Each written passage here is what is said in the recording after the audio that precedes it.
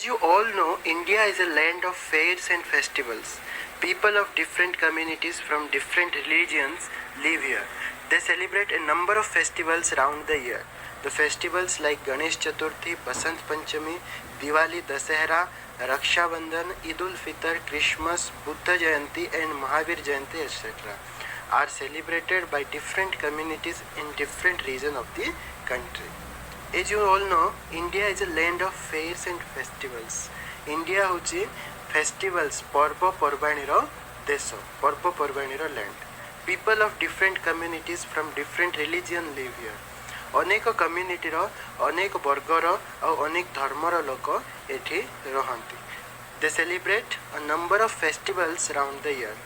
वर्ष सारा round the year they celebrate a number of festivals. बहुत गुड़े festivals पर्व पर्वाणी पालन करा जाए. The festivals like Ganesh Chaturthi, Basant Panchami, Diwali, Dussehra, Rakshabandhan, Eid ul Fitr, Christmas, Buddha Jayanti, Mahavir Jayanti ये सब पर्व वर्ष सारा चली था. They are celebrated by different communities in different region of the country. देशर अनेक रीजन बा अंचल रे अनेक कम्युनिटी अलग अलग कम्युनिटी मान द्वारा अलग अलग वर्गर लोक मान द्वारा ये सब पर्व पालन करा जाए. We can see festive atmosphere everywhere as people celebrate their festival with great pomp and splendor. तो ये दीटा वर्ड आसला पंप आउ स्प्लेंडर. तो आर अर्थ देख पंप रो अर्थ होची आडंबर आउ स्प्लेंडर रो अर्थ होची वैभव. पंप अर्थ होची आडंबर, स्प्लेंडर अर्थ वैभव. लोक मैंने सेलिब्रेट करती पालन करती ये सब पालन पर्व पर्वाणी विथ पंप एंड स्प्लेंडर अर्थात आडंबर और वैभव सहित समस्त पर्व पर्वाणी लोक मैंने पालन करती. The people of northeastern states too celebrate their festival with much interest and enthusiasm. People of northeast states, northeast state रो लोक माने मध्य भारत रो जो नॉर्थ ईस्टर्न स्टेट्स अच्छी सेठार लोक माने मध्य बहुत पर्व पर्वाणी पालन करती with much interest and enthusiasm. enthusiasm रो अर्थ होचे हमर आग्रह, प्रबल आग्रह. enthusiasm रो अर्थ होचे प्रबल आग्रह. तो लोक माने सेठी मध्य प्रबल आग्रह सहित पर्व पर्वाणी पालन करती. Let's read the following text and know how the people in northeastern region of India celebrate their festivals with pomp and show. तो एबे ये जो टेक्स्ट अच्छी पाठ अच्छी ताको पढ़ी के आमे जानिबा जे को बेले भाबरे नॉर्थ ईस्टर्न इंडिया रो लोक माने तांकर आडंबर सहित वैभव सहित तांकर पर्व पर्वाणी पालन करती. तो आरंभ करबा हमरो पाठ. First paragraph देखो कौन अच्छे. The Northeast India is a collective name for the easternmost parts of India, representing both a geographic and administrative division of the country. तो नॉर्थ ईस्ट इंडिया रो अर्थ होची it is a collective name, गोटे सामूहिक ना कहार the eastern most part of India माने जो भारत रो पूर्व रे जो पार्ट्स जाक अछि जो स्टेट्स जाक अछि तारो कलेक्टिव नेम तारो माने सब को गोटे करके ना करके हमें नॉर्थ ईस्ट इंडिया बोल के कहूचे. Representing both geographic and administrative division of the country. Geographic division माने भौगोलिक जो अंश अच्छे और एडमिनिस्ट्रेटिव डिवीजन अर्थात जो प्रशासनिक डिवीजन बा जो हमें स्टेट्स कहूँ से जो एरियाटा को हमें नॉर्थ ईस्ट इंडिया बोली कहूचे. The region comprises 8 states, namely Arunachal Pradesh, Assam, Manipur, Meghalaya, Mizoram, Sikkim and Tripura. तो एटी गोटे वर्ड आसला कंप्राइसेस. कंप्राइसेस रो अर्थ कौन? कंप्राइस रो अर्थ होचे अंतर्भुक्त करवा. कंप्राइसेस अर्थात अंतर्भुक्त करवा. तो এইটা अंतर्भुक्त करे এই जो रीजन नॉर्थ ईस्ट इंडिया जो रीजनटा এইটা अंतर्भुक्त करे 8टा स्टेट को. कौन कौनटा 8टा स्टेट चलो हमें मैप रे देखिबा. तो এইটা হচ্ছে हमरो नॉर्थ ईस्ट इंडिया रो मैप. इंडिया रो जो ईस्टर्न मोस्ट पार्ट अछि तारो मैप. तो ये देखिए अरुणाचल प्रदेश, आसाम, मेघालय, नागालैंड, मणिपुर, मिजोराम और त्रिपुरा 7टा आउ गोटे रहा सिक्किम 8टा. ये 8टा स्टेट को लेकर आमर नॉर्थ ईस्ट इंडिया कह जाए. ठीक अच्छे. जो ये जो 7टा स्टेट अच्छी आमको कह जाए लैंड ऑफ 7 सिस्टर्स. ये 7टा लगिकी अच्छी तो से लैंड ऑफ 7 सिस्टर्स बोली कह जाए. आ सिक्किमटा गोटे अलग होकर एपटे अच्छी. ठीक अच्छे. तो कौन देछि आपको देखिबा The contiguous 7 states Arunachal Pradesh, Assam, Manipur, Meghalaya, Mizoram and Nagaland are commonly described as the land of 7 sisters. Eighty गोटे वर्ड अच्छे देख contiguous. contiguous रो अर्थ होचे हमरा सन्निहित. ठीक अच्छे सन्निहित जो कंटिगुअस बा सन्निहित 7टा स्टेट अच्छे जोटा आम मैप रे भी देखिले से 7टा होचंती land of 7 sisters because of their interdependence on each other. परस्पर उपरे तांकर जो इंटरडिपेंडेंस अच्छे बा जो रिलेशन अच्छे जो डिपेंडेंसी अच्छे सेति पई तांको लैंड ऑफ 7 सिस्टर्स से मन लागी लागी अछंती सन्निहित अछंती तांको लैंड ऑफ 7 सिस्टर्स बोले कुआ जाए. On the other hand, Sikkim is geographically not a contiguous part of northeast region. माने सिक्किम टा geographically भौगोलिक भाव रे कंटाजियस नुहे अर्थात सन्निहित नुहे लागी कि नहीं इ नॉर्थ ईस्ट रीजन को से भी गोटे नॉर्थ ईस्टर्न स्टेट किंतु सेटा इ 7टा को लागी कि रही नै. ए माने होचे लैंड ऑफ 7 सिस्टर आ गोटे सिक्किम एटा को नै कि हमरो नॉर्थ ईस्ट इंडिया अछि. तो आगो कोन देला देखिबा. It is separated from the northeast by Siliguri corridor. तो इट अर्थ ये सिक्किम कथा कहूँ. Sikkim is separated from the north east by Siliguri corridor. Siliguri corridor कोटा देखो मैप रे हमें देखबा पुनी थरे. तो एटा होचे हमर लैंड ऑफ 7 सिस्टर्स है ना. एटा लैंड ऑफ 7 सिस्टर्स एटा होचे सिक्किम. ए दीटा कनेक्ट हेचंती ए जो पश्चिम बंगर गोटे एरिया एटी एपटे तळे पश्चिम बंग अछि तार का गोटे अंश देखो एपटे एतकी जाई अछि. तो एटा होचे हमर सिलीगुड़ी कॉरिडोर. एटा हमर सिक्किम को आउ 7 स्टेट्स को जोग करूचे. ठीक अछि. सेति पई कोआ गला जे it is separated from the north east by Siliguri corridor. आशा करछु तुम बुझिथियो सिलीगुड़ी कॉरिडोर कोटा आकु जिबा. So it is not included in the land of 7 sisters. तो सिक्किम टा को लैंड ऑफ 7 सिस्टर रे मिसा जाय नै. Not it is not included. ठीक अछि. However, Sikkim has happily taken up the role of being a little brother to the amazing 7 sisters. Sikkim 7 sisters रे नहीं तथापि सिक्किम ता कोन होय छै ना से गोटे लिटिल ब्रदर रो रोल नै छै. से जो 7 स्टेट बा 7 सिस्टर अछि से सिस्टर मन करो लिटिल ब्रदर रो रोल सिक्किम नै छै. एबे देखबा सेकंड पैराग्राफ रे कोन कुहा होछ. The northeastern region of India is a place of diverse culture. The different communities and tribes of Northeast India celebrate their unique festivals with great enthusiasm and joy. The northeastern region of India is place of diverse cultures. Diverse रो अर्थ कोन. Diverse अर्थ होचे विविध. Diverse रो अर्थ होचे विविध. Culture हमें जानिचे संस्कृति. तो विविध संस्कृति रो स्थान सेटा जो नॉर्थ ईस्ट रीजन रे बहुत गुडे संस्कृति मिसिकरी अछि. The different communities and tribes of Northeast India celebrate their unique festival with great enthusiasm and joy. Tribes रो अर्थ कोन. ट्राइब रो अर्थ होचे उपजाति. विभिन्न उपजाति बा आदिवासी लोक माने सेलिब्रेट देयर यूनिक फेस्टिवल्स अर्थात तांकर जो स्पेशल फेस्टिवल्स अछि सेही फेस्टिवल्स को एंथुसियाज्म जेमते हम पढले फर्स्ट पैराग्राफ रे प्रबल आग्रहर सहित आ खुशीर सहित से माने तांको पर्व पर्वाणी मनांती. Many of their festivals are based on agriculture and no celebration is complete without traditional music and dance.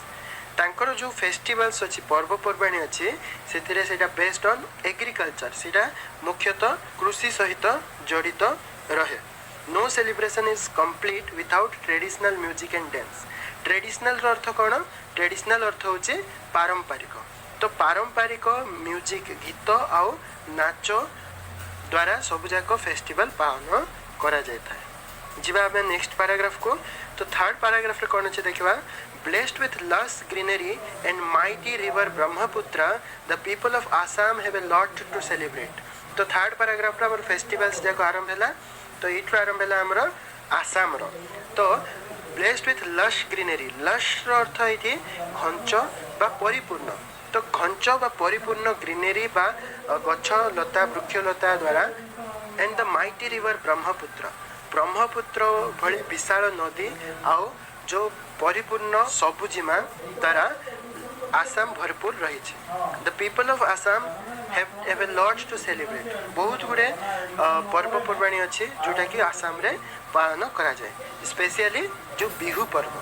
तो Bihus are among the major cultural festivals of Assam. Assam रो जो मेजर कल्चरल फेस्टिवल सांस्कृतिक जो पर्वपर्वाणी अच्छी से भितर बिहू होची अन्यतम.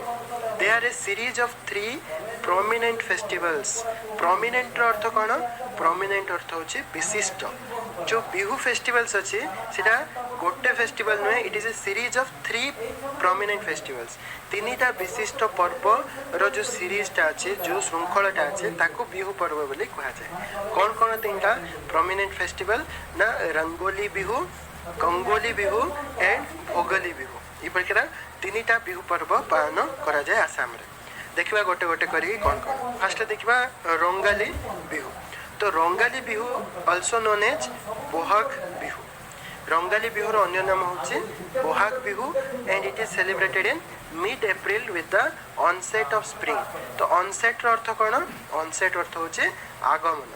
तो स्प्रिंग सीजन बा बसंत ऋतुर आगमन रे मिड एप्रिल रे ए जो रंगाली बिहू बा बोहाग बिहू पालन करा जाए. रंगाली बिहू बा तार अन्य नाम बोहाग बिहू.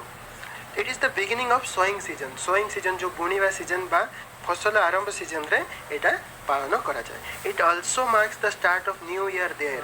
सेठारे नुआ वर्ष ए जो रंगाली बिहू बा बोहाग बिहू समय रे पालन करा जाए. सेमानकर मान्यता अनुसार नुआ वर्ष सेबे तांकर स्टार्ट हुए.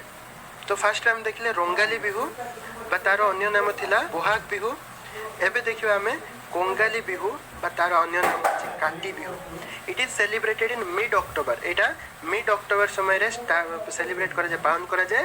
When the fields are lush but the barns are empty. Fields are lush माने जो जमी थिबो सेटा परिपूर्ण थिबो, गछ फसल लागि थिबो, किंतु बार्न्स आर एम्प्टी. बार्न्स अर्थ होचे शस्यागार. जो शस्यागार थाए से खाली हो जाए वर्ष जारा खाइबा द्वारा. नुआ फसल लगी थाए किंतु अमल ही न थाए. सही समय रे मिड अक्टोबर रे हमरो कोंगाली बा काटी बिहू सेलिब्रेट करा जाए. On this occasion people light lamps and pray to god for a thriving harvest season. Thriving रो अर्थ कौन? थ्राइविंग रो अर्थ होची समृद्धशील. तो एही ओकेजन रे लोक माने लैंप लगांती, दीप लगांती आ प्रे टू गॉड, भगवान को प्रे करंती फॉर ए थ्राइविंग हार्वेस्ट. गुटे समृद्धशील अमल पई बा फल अमल हवा पई प्रार्थना करा जाए. And to guide the souls of heaven. आउ कोन पई पालन करंती, आउ कोन पई पूजा करंती भगवान को? To guide the soul to heaven. जो आत्मा को स्वर्ग प्राप्ति पई से माने प्रार्थना करंती. तो आमर जो कोंगाली बा काटी बिहू अच्छी से लोक मैंने भगवान को प्रे करते कि कौन पाई? भल अमल पाई एवं आत्मा को स्वर्ग रे पहुँचेवा पाई. थर्ड रे आसीबो आमर भोगाली बिहू. भोगाली बिहू को कौन कहा जाए? माघ बिहू मध्य कहा जाए. It is observed in mid January रे ऑब्जर्व करा जाए. The festival symbolize the end of the harvest season. तो हार्वेस्ट सीजन रो एटा शेष बा जो अमल जो ऋतु अच्छे तार शेष को एटा पालन करा जाए. अर्थात 3टा जो बिहू पर्व देखिले, गोटे हम फसल लगेवा पूर्वर, गोटे हम आमर मझिरे जेतबेले फसल अमल ही नथिबो तापरे अमल हैला परे आ गोटे बिहू पालन हम जोटा होचे Bhogali Bihu. It is a thanksgiving when the crops have been harvested and the barns are full. एटा गोटे प्रकार थैंक्स गिविंग अर्थात एटा भगवान को धन्यवाद जणेबा पर्व. फल अमल पई हमको जो खाद्य मिलला सा पई जो थैंक्स गिविंग होचे बा धन्यवाद अर्पण होचे सेटा ए पर्व रे मुख्य आकर्षण. ठीक अच्छे. एबे जिबा हमें fourth paragraph. Any Bihu celebration is considered incomplete without melodious folk songs and traditional dance. Any Bihu celebration जे कौन सी बिहू हो 3 प्रकार भितर it is considered incomplete. एटा को असंपूर्ण माना जीव without melodious folk songs and traditional dance. जदि melodious folk songs नथियो. अच्छा melodious रो अर्थ कोन? melodious माने होचे श्रुति मधुर. तो श्रुति मधुर जो आंचलिक गीत बा लोक मानकर गीत आ जो ट्रेडिशनल डांस बिना बिहू पर्व पालन हुए नहीं. The Bihu dance is joyous one. Joyous माने बहुत खुशी रे मना जाए सेटा है खुशी देखा जाए लोक मान ठारे young man and women get in their best traditional attire and perform the dance with brisk steps and hand movements young man and women जो युवक युवती माने युवक महिला हो व्यक्ति माने get their best traditional attire traditional अर्थात पारंपरिक और अटायर माने होचे पोशाक तांकर पारंपरिक पोशाक से माने पिंधिकी आसंती और परफॉर्म द डांस करती केमिति विथ ब्रिस्क स्टेप्स ब्रिस्क अर्थ होची चंचल क्विक बहुत क्विक स्टेप्स नियंती तांकर डांस रे आउ बहुत क्विकली हैंड मूवमेंट से माने करंती the tune of traditional musical instrument including cymbals bamboo clapper dhol which is similar to a drum and the pepa which is the wind instrument made of buffalo horn add different kind of flavor to the dance as well as the atmosphere the tune of traditional musical instrument से जो ई पर्व रे बिहु पर्व रे विभिन्न प्रकार traditional instrument बा पारंपरिक वाद्य यंत्र व्यवहार करा जाए कौन कौन से सब आसो आमे चित्र सहित देखिबा तो एटा होची हमर जो सिम्बल अर्थात आम ओडिया रे कहूँ झांझ बा करताल यहाँ हूँ बांबू क्लापर अर्थ हूँ से जो दास काठिया कहुए ओडिया रे ठीक अच्छे तापर आसला आमर ढोल यहाँ हूँ आसामीज ढोल आउ पेपा हूँ एक प्रकार वाद्य यंत्र जोटा कि बुफेलो हॉर्न अर्थात महिषीर सिंहरु तैयारी हुए ठीक अच्छे ब्लोइंग इंस्ट्रूमेंट अर्थात ये पवन ये फुंकिकी बजा जाए ठीक अच्छे तो यही प्रकार इंस्ट्रूमेंट सब व्यवहार करा जाए तो पेपाटा आमर बुफेलो हॉर्न रो तैयारी हुए ये जो इंस्ट्रूमेंट अच्छे ये जो वाद्य यंत्र अच्छे यार बाजा डांस सहित गोटे आटमोस्फियर गोटे चारि पाखरे गोटे अलग फ्लेवर आनी दिए बहुत बढ़िया लगे बिहू पर्वर the songs have been handed down through many generation आउ जो बिहू पर्वर जो फोक सॉन्ग्स अच्छी पारंपरिक गीत सब अच्छी जो लोकगीत अच्छी से सब जाक handed down through many generation अर्थात बहुत पीढ़ी पर पीढ़ी से गीत माने प्रचलित हो आसुछि तो एतिक रे हमर 4th पैराग्राफ सरला नेक्स्ट क्लास रे हमें 5th पैराग्राफ रो कंटिन्यू करबा तो आशा करछु तुमको वीडियो भल लागिथिबो वीडियो